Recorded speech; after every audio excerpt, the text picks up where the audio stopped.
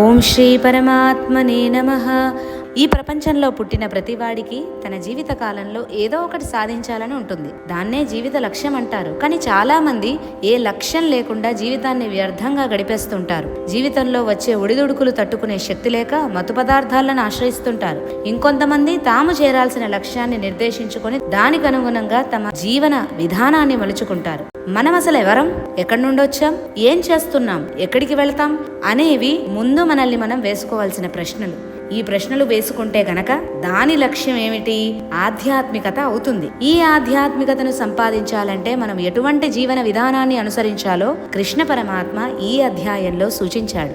జీవితంలో మనం చేయవలసినవి, చేయకూడనివి అన్నింటినీ మనకు వివరంగా చెప్పాడు. వాటినే సంపదలు అని పేరు పెట్టాడు. మనకెన్నో రకాలైన సంపదలు ఉన్నాయి. సంపద అంటే సంపన్నంగా ఉండడం, అంటే దేనికి కొదవ లేకుండా ఉండడం, చక్కగా అన్నీ అమర్చి ఉండడం, అన్నీ మనకున్నాయి, దేనికి మరొకరి మీద ఆధారపడనవసరం లేదు అని అనుకోవడం.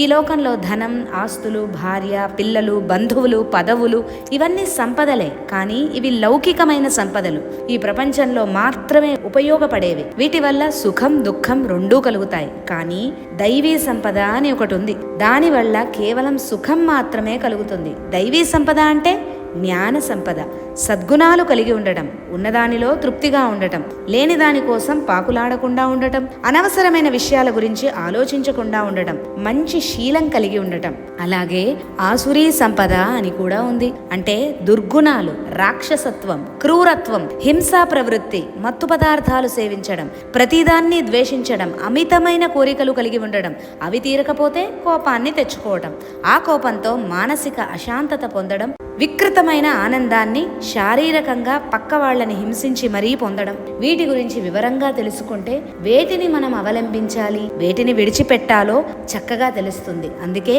ఈ అధ్యాయంలో పరమాత్మ వాటన్నింటినీ వివరించి మరీ చెప్పారు. అందుకే దీని పేరు దైవాసుర సంపత్ విభాగ యోగమని అన్నారు.